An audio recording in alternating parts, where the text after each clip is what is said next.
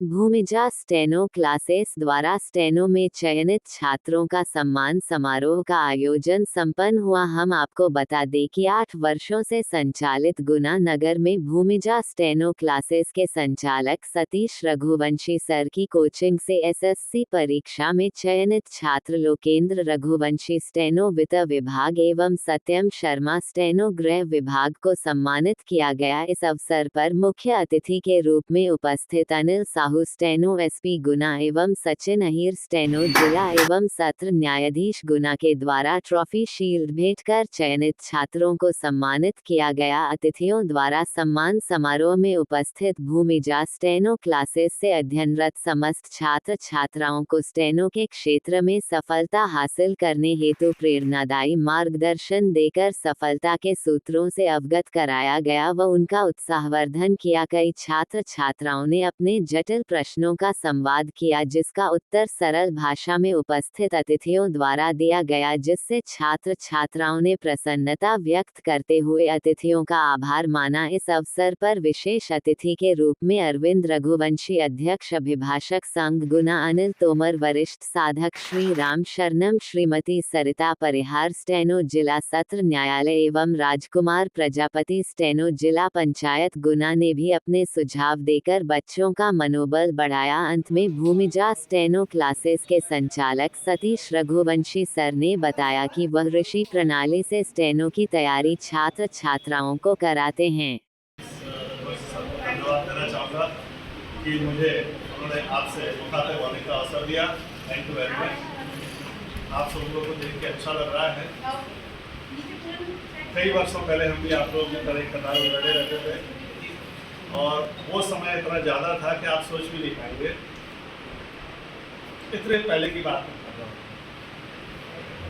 पहले तो मैं आपको ये बताऊं कि शॉर्ट हैंड का जो भी आपने डिसीजन लिया सीखने का, देखने में बहुत आसान लगता है और ये कम समय में अच्छी नौकरी पाने का एक बेहतरीन साधन है। लेकिन सिर्फ सोचने से या क्लास में बैठे से शॉर्ट हैंड पास नहीं होते। उसके लिए आपको बहुत डेडिकेशन की ज़रूरत है, बहुत मेहनत करनी पड़ती है और ये एक साल हमारी लाइफ को बदलने वाली है। आप महसूस करते होंगे, आपने देखा होगा, यदि 100 बच्चे बैठ रहे हैं तो मेरे ख्याल से हम लोगों के समय में तो 2-4 लड़के निकलते थे। अब क्या रेशियो आई डोंट नो, लेकिन फिर भी 10-20 से ज़्यादा नहीं निकलते होंगे। ऐसे ही होगा, ये और ज़्यादा निकलते हैं। 100 बच्चे यदि अपियर हो रहे हैं तो 10 बच्चे निकलेंगे। तो आप देखिए रेट ऑफ सक्सेस 10%, मतलब बहुत कम है। लेकिन वो 10% भी है तो आपने क्या इनपुट दिया, एक साल मेहनत की। अब मेरे ख्याल से ऑल आर ग्रेजुएट या अंडर ग्रेजुएट, अभी क्या ग्रेजुएट इसकी वो एलिजिबिलिटी का ग्रेजुएशन रहता है या बस थोड़ी सी मेहनत करने की ज़रूरत रहती है। मैं अपने समय कैसे पास हुआ था पहले नहीं बताऊंगा। आप लोग शायद आपको उससे लाभ मिले। हम लोग प्रैक्टिस करते थे तो आपको भी सर सिखाते होंगे या तब जो भी लोग शॉर्ट हैंड सीख रहे हैं, बुक्स वगैरह पढ़ते होंगे, तो ऐसा कहते हैं जो मात्राएं रहती है ना, मात्राओं का उपयोग मत करो। शायद ये हमारे समय में कहते हैं, अभी क्या कहता है अकाउंट, तो मात्राओं का उपयोग नहीं करते लिखने में, डिक्टेशन लिखने में। जब उसको ट्रांसलेट करते हैं तो बड़ी प्रॉब्लम आती है, कुछ का कुछ समझ में आता है। तो मैं तो आपसे ये कहूँगा कि आप 100% मात्राओं का उपयोग करें। आपकी सक्सेस रेट है ना डबल हो जाएगी। आपको पता चल जाएगा कि आप क्या लिख रहे हैं और स्पीड के पीछे मत भागिए। पहले उसको आप अपनी स्किल डेवलप कीजिए। स्किल डेवलपमेंट से मेरा आशय है आप अच्छे से वर्ड्स बनाना सीखिए। इसके बाद जब वर्ड्स बन जाएं तो खुद के अपने कुछ शब्द बनाइए, सेंटेंस का एक सिंबल बनाइए कुछ भी, तो स्पीड आपकी ऑटोमेटिक बढ़ेगी। आप लिखते हैं, लिखने के बाद उसको पढ़ने की कोशिश कीजिए। हम लोग उस समय तो टाइपिंग करना पड़ता था, टाइप करके उसको ट्रांसलेट करना पड़ता था। तो हमें तो यदि एक वर्ड हमें टाइप कर दिया तो उसको रिमूव करने का कोई स्कोप नहीं था। आप लोग पास तो कंप्यूटर है, थोड़ा सा भी गलत हुआ खट से आपने डिलीट किया, आप वापस उसी पे आ जाएंगे। अच्छा, हम लोगों के समय तो मतलब काटने को भी एक मिस्टेक मानते थे, बड़ी बहुत टफ था। जैसे आपने टाइपिंग कर रहे हैं, आपने कुछ काट दिया गलती से, एक मिस्टेक हो गई और शायद अभी कितनी मिस्टेक अलाउ है 10 नहीं हमारे समय तो 10 मिस्टेक होती थी, 10 तो कॉमा फुल स्टॉप नहीं चली जाती थी, तो it was very tough at that time. तो इसलिए कोशिश करें आप लोग कि मात्राओं से उसको अच्छा अपना वर्ड बनाएं, स्किल डेवलप करें, मात्राएं पहले लगाएं, और जब आपका बहुत अच्छा कॉन्फिडेंस आप में आ जाए, कॉन्फिडेंट हो जाए, तो धीरे धीरे मात्राओं को हटाने की कोशिश करें, ठीक है ना। लेकिन फिर भी ये नहीं कि पूरी हटा दी, मात्राएं फिर भी आप रखिए।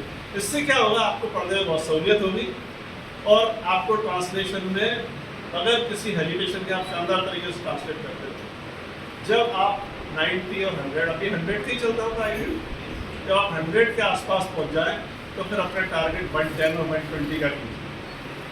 तो 120 लिखेंगे तो आप 100 अच्छे से कर पाएंगे। मैं 140 लिखता था, 140 145 लिखता था। रिपोर्टर का एग्जाम होता है, आप लोगों को कुछ पता होगा,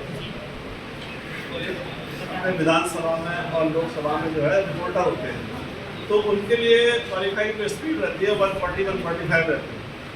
तो मैं 140 से बहुत अच्छे लिखता था, और मेरा फर्स्ट अटेम्प्ट था, फर्स्ट अटेम्प्ट में निकल गया था, और मेरी एज भी 18 साल थी तब मेरे को जॉब मिल गई थी।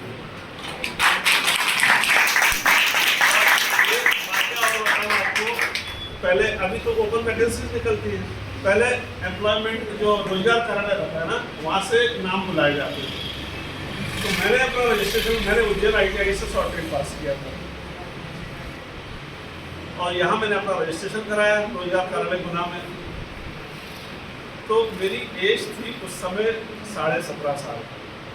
पता नहीं रोजगार कार्यालय वालों ने कैसे मेरा नाम निकाल दिया, 18 साल से तो पहले नाम निकाल ही नहीं सकते, उनने मेरा नाम निकाल दिया, मेरा इंटरव्यू हो गया, टेस्ट हो गया, मेरा सिलेक्शन हो गया। और मैं जब ज्वाइन करने पहुंचा तो मेरा सर्टिफिकेट देखा कि आपकी तो 18 साल उम्र ही नहीं हुई, आप ज्वाइन नहीं कर सकते। तो उस समय स्टेनोग्राफर्स की इतनी कमी थी, मैं ये कहना चाहता हूँ, इससे बताने के पीछे मेरा मकसद ये था। अब थोड़ा सा कॉम्पिटिशन बढ़ा है, लड़के भी बहुत निकल रहे हैं, मेहनत कर रहे हैं, पढ़े लिखे लड़के आ रहे हैं, तो इसलिए आप लोग बहुत अच्छे से मेहनत करें, और एक अच्छी सर्विस है। ख़ास तौर से तो बच्चियों के लिए मैं कहूँगा कि इससे अच्छी जॉब आपको दूसरी नहीं मिलेगी। सम्मानजनक पोस्ट है, अच्छा ऑफिस आपको मिलता है, अच्छे लोगों के साथ काम करने का मौका मिलता है, अच्छी सैलरी। तो इतने कम इनपुट में इतना ज़्यादा आउटपुट मिल रहा है, इससे अपने को और क्या चाहिए यार। तो 1 साल मेहनत करना है, दम लगा के मेहनत करो, ग्रुप स्टडी करो, और कभी ये मत सोचो कि मेरे पास वाले की स्पीड ज़्यादा ना हो, ठीक है ना। होता है, कॉम्पिटिशन का जमाना है, सबको लगता है यार सब बस हो जाए, मैं पीछे रह जाऊँ। ग्रुप में करेंगे, अच्छा लगेगा, एक दूसरे को जो है एडवाइस कीजिए। यदि आप कोई वर्ड बना रहे हैं, अलग से उसका एक उस पर नोट डाउन कीजिए, एक एक सेंटेंस का एक वो बनाइए आप। गलती से कभी वो पूरा सेंटेंस आपका डिक्टेशन में आएगा, कितना समय बच जाएगा आप सोचिए। आप किया जाता है ऐसा लिखते हैं, तो उसके लिए आप जैसे तो शायद इसको पता है ये ज़्यादा कैसे लिखते हैं, तो कहा जाता है कि इतना 50 भी आपने अपने बना लिए तो आपकी स्पीड 20% ज़्यादा बढ़ जाएगी। इसको अप्लाई, और ज़्यादा दिखाने के चक्कर में, ज़्यादा बड़ा बनाने के चक्कर में मत लीजिए, सिर्फ ऐसे जो कि बार बार रिपीट होते हैं, जा रहा हूँ, जाता है, ये बहुत सिंपल सी चीज़ें जो आपके सॉफ्टवेयर की बुक पे दी है, उनसे अलग हट के उनको तो आप रहने दीजिए, उनको ज़रूर अच्छे से कीजिए। इसके बाद स्पीड बढ़ाना है तो अपने खुद कुछ बनाइए, और उससे आपकी स्पीड बढ़ेगी। 100 से 105 110 होने में पसीना आ जाता है। ऐसे आप 80 से 100 पे जाएंगे ना, 80 आप इजीली कर लेंगे, बट आप 100 सोचेंगे तो बस हो जाते हैं, आप कैसे आएगा, हो ही नहीं रहा है, ठीक है ना। तो अब 140 वाला कैसे करता होगा वो सोचिए। थे लोग जो लिखते थे 140 हमारे समय में, 160 में लिखते थे, एक बेस्ट या ऐसे कुछ में लोकसभा में 160 लिखते थे उस समय। आप लोग के पास तो आजकल ये टेप रिकॉर्डर चल रहे हैं, हमारे समय में टेप आया था उस समय, तो हम लोग तो क्या न्यूज़ होती थी ना, उससे प्रैक्टिस करते थे। शाम को विविध भारती लेके बैठ गए, आ रहा है हम लिख रहे हैं। तो आप लोगों के पास तो बहुत सारी सुविधाएं हैं, मेहनत करें, और बहुत ज़्यादा इसमें टाइम भी नहीं मांगती। 3 से 4 घंटे भी आपने घिस लिए अपने हाथों को, तो मैं समझता हूँ कि 6-8 महीने में आप किनारे पे पहुंच जाएंगे। बहुत अच्छा लगा मेरी कौम के लोगों के साथ बैठ के। ये एक हम लोगों की अलग दुनिया है। हम लोग बहुत आइसोलेटेड रहते हैं। आइसोलेटेड इस सेंस में कि जब आप ऑफिस में काम करने जाएंगे तो आपसे ये अपेक्षा की जाती है आप किसी से मिलें ना, किसी के साथ ज़्यादा उठे बैठे ना, सिर्फ अपने अधिकारी से संपर्क रखें। अब सचिन से कहेंगे तो सचिन को तो सोशली मिलने में भी प्रतिबंध है कि आप जो है जुडिशरी में ज़्यादा किसी से मिलने की इजाज़त नहीं रहती।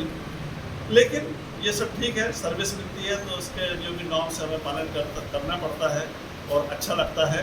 मैं यहाँ पुलिस अधीक्षक गुना का PA हूँ और अभी इंस्पेक्टर रैंक है मेरा, और मध्य प्रदेश में मैं सीनियरिटी में नंबर 1 हूँ। जब भी कोई प्रमोशन होगा तो मैं DSP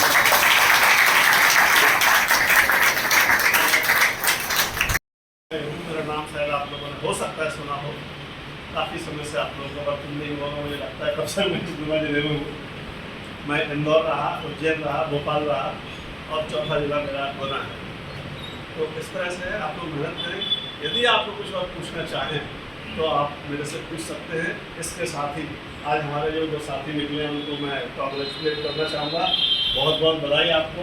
आप कौन से डिपार्टमेंट में? अच्छा, होमगार्ड डिपार्टमेंट। और आपका GST ये सब MP गवर्नमेंट। आपका तो घर होमगार्ड का MP से, और GST भी MP से, SSC से निकलना बड़ी बात है। आपको बहुत बहुत बधाई। और बधाई के साथ मैं ये कहूँगा आप लोग इस जगह पे आ गए हैं, इसको अपना अंतिम पड़ाव ना मानें, ये शुरुआत है। क्योंकि जब हम नौकरी करते हैं और हम भी दूसरों के बराबर, जैसे दूसरों से मेरा से हमारे अधिकारियों से है, उनके साथ काम करते हैं तो हमें ये लगता है हमने क्या कमी थी, ये अधिकारी बन सकते हैं, हम क्यों नहीं बन पाए, हम क्यों नहीं बन सकते। तो इससे आगे की जल्दी शुरुआत करें, नहीं तो लाइफ में हमेशा आपको ये फील होगा कि आप थोड़ा सा और कुछ कर लेते तो हम इससे बेहतर पोजीशन में होते हैं। तो इसलिए इसको शुरुआत माने और अगले मिशन की तैयारी में जुटे। आप लोगों को सिर्फ मतलब मैं कहूँ कि रेवेन्यू में और पुलिस डिपार्टमेंट में, ये 2 विभाग ऐसे हैं जहाँ PA को मरने की फुर्सत भी नहीं होती। मतलब ये है कि हम लोग सुबह निकलते हैं, अनिल जी जानते हैं बहुत अच्छे तरीके से, सुबह 10 बजे निकलते हैं, शाम को आप लोग कब आएंगे हमें पता नहीं रहता। करना फ़ोन 10 बार फ़ोन आता है, कितने बजे आ रहे हैं, वाइफ का फ़ोन आता है, कब आ रहे हैं। कहीं बाहर जाना होता है, आज पिक्चर चलना है 9 बजे तो हम पहुँचते घर पे 10 बजे। ये सब कहने का मतलब एंटरटेनमेंट नहीं है। ये कहने के पीछे मकसद ये है कि जब अपन अच्छी जगह पे आते हैं तो अपनी जिम्मेदारियाँ भी बहुत होती हैं और उसी मुताबिक हमें काम भी करना पड़ता है। किसी जगह पे पहुंचना और उस जगह पे अपने आप को बरकरार रखना एक बड़ी चुनौती होती है। तो ये सब बातें बताने से मेरा मकसद आपको ये है कि भविष्य में जीवन में आप सब लोग स्टेनो बनेंगे। सब लोग अभी एग्ज़ाम दे रहे हैं या सब पास किए हैं? सब कुछ अच्छा अपियर हो रहे हैं। तो आप लोगों को करना चाहिए बहुत अच्छे से मेहनत और मेरी शुभकामनाएं आप सभी को। मुझे आज बहुत अच्छा लगा आप लोगों के बीच में आके, आप लोगों के बारे में जान के। मैं यहाँ पुलिस डिपार्टमेंट में हूँ। ईश्वर करे आप लोगों को किसी तरह की ज़रूरत ना पड़े पुलिस विभाग की, लेकिन फिर भी कभी ऐसा कुछ लगता है तो आप मुझे ज़रूर याद कर सकते हैं। बहुत बहुत धन्यवाद। इसके अलावा रजिस्टर प्रैक्टिस करता है कोई? एक एक शब्द की, एक एक शब्द की पूरा 1 पेज करिए किसी ने, ये करो, बहुत फायदा होगा। कौन कौन करता है? तुमने करी? एक शब्द पूरा 1 पेज कभी करिए? एनीवन? अभी हाँ बोलिए। हाँ बोलने के बाद शॉर्टेड तुम सीख चुके हो, लेकिन वो चीज़ बंद मत करो। अगर वो बंद कर दी तो कुछ नहीं होगा। और जो अपन डिक्टेशन चलता है ना, उसके वहाँ से दिमाग बनाओ। जैसे अम्बेडकर भवन रोड लिखा हुआ है, अम्बेडकर भवन रोड गुना, इसका दिमाग बना लो। ये पूरा हो गया अम्बेडकर भवन रोड गुना। इसका कैसे बनाओगे? भूमि जैसे क्लास याद हो गया। ऐसे शब्द ने ना दिमाग बना लिया। जैसे किसी डिक्टेशन चल रहा है कोई, उसमें आ रहा इस तरह के बनाओ। तो कंप्यूटर में टाइप करते हो, शॉर्ट की मालूम है?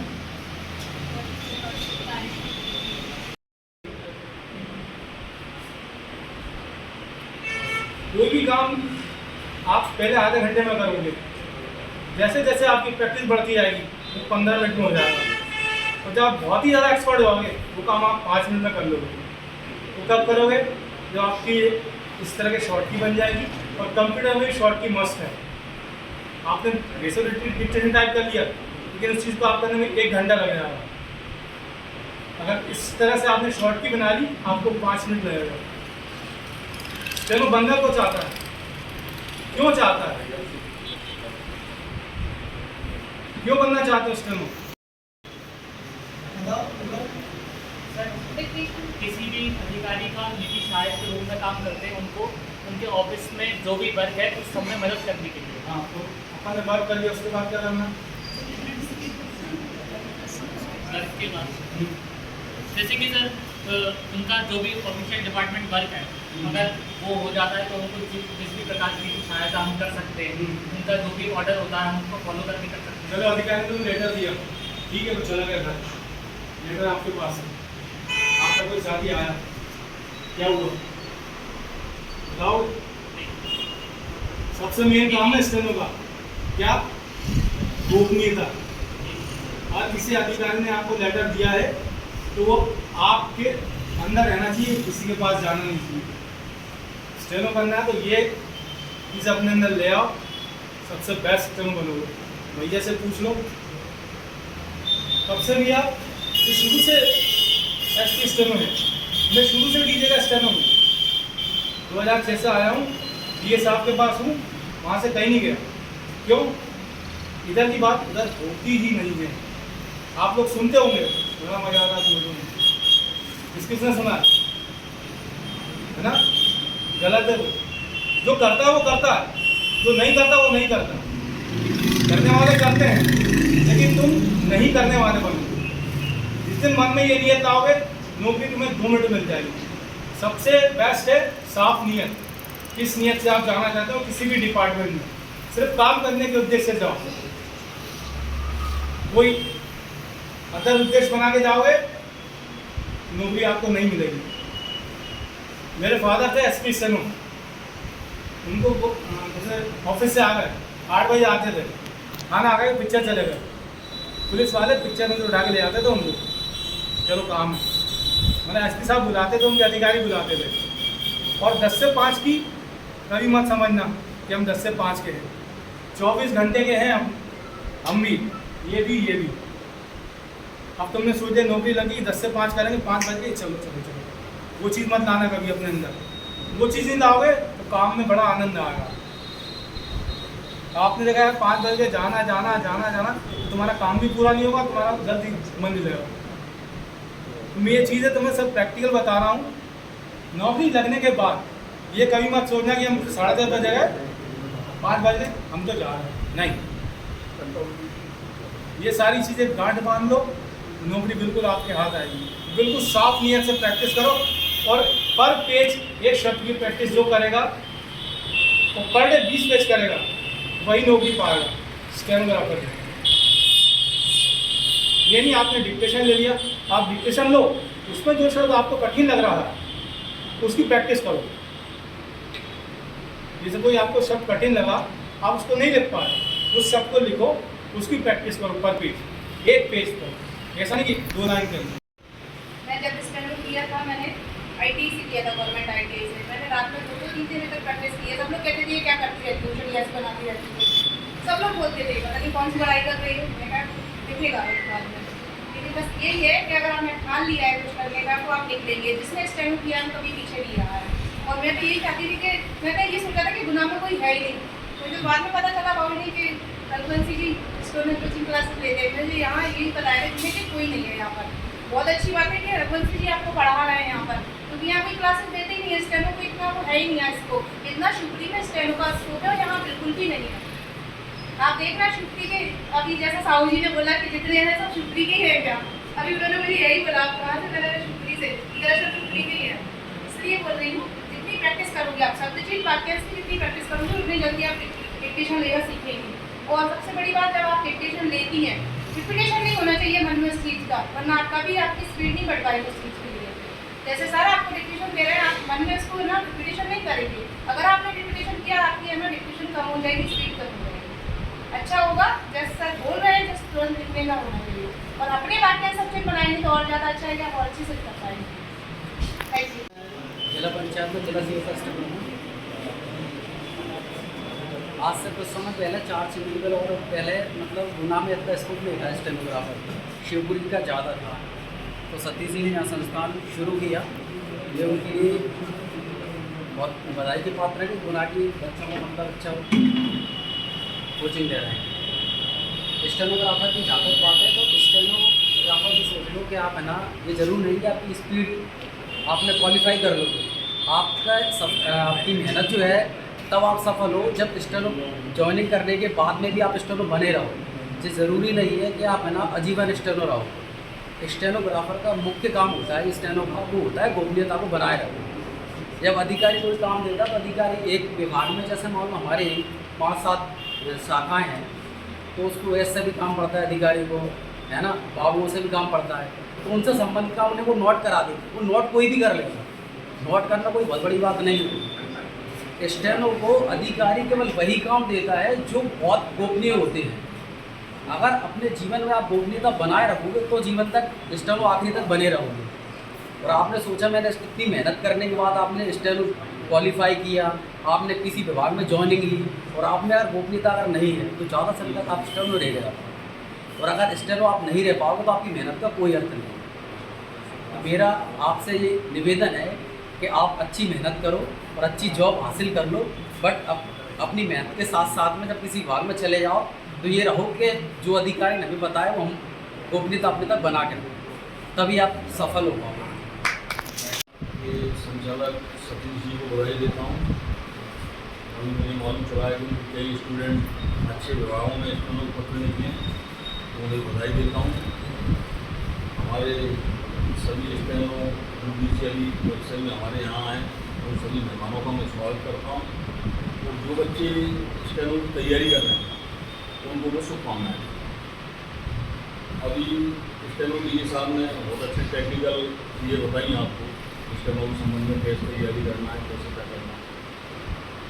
तो स्टेनो की तैयारी निरंतर करते रहें, हताश ना हो, निरंतरता बनाए रखें उसमें। एक बार सफल नहीं होंगे, सेकंड बार होंगे, थर्ड बार होंगे, सफलता सुनिश्चित है अगर उसमें निरंतरता है। अब स्टेनो छोटा मोटा पद नहीं, बहुत महत्वपूर्ण, बहुत इम्पोर्टेंट पद है ये। परीक्षा में आप सिलेक्ट हो जाते हैं, किसी विभाग में किसी भी अधिकारी के स्टेनो रहते हैं, आपको सही बताया होगा दीजिए स्टेनो सामने, ये तो गोपनीयता, खासतौर पर जुडिशियल में तो ये बिल्कुल भी सहन नहीं होता। वहाँ अगर आप उस साइड जाना चाहते हैं तो आपको बहुत विशेष सतर्क रहना पड़ेगा।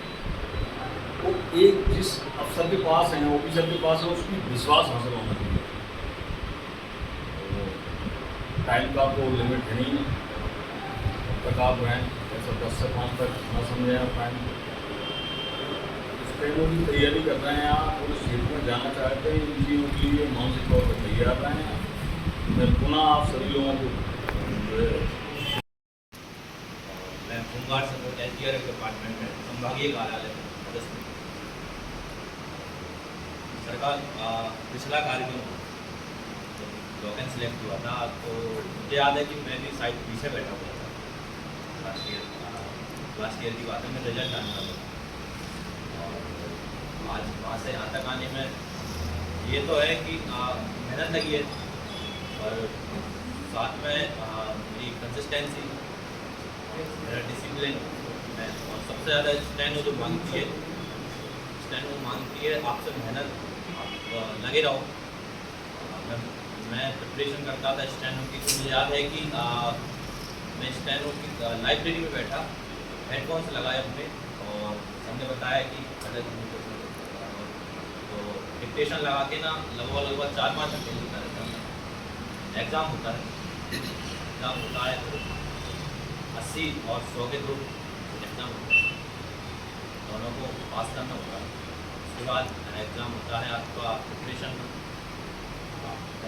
एकदम रिजल्ट आता है, आपकी सारी मेहनत बराबर हो जाए। इतना है, लगे रहिए, आपको भी मौका मिलेगा कि रिजल्ट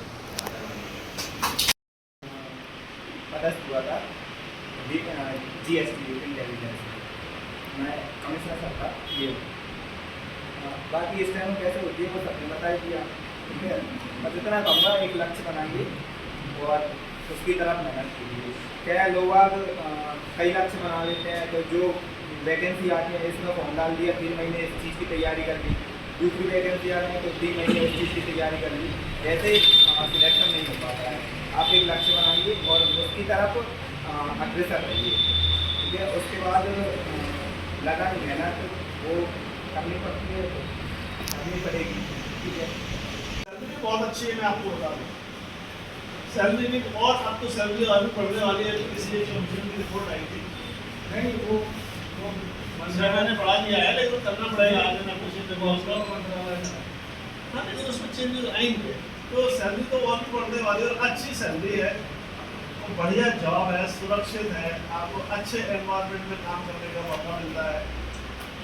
एक you are known by everybody, आपको साथ किसी बात पर पहुँच जाते तो हर कोई आपको जानता है। बताइए।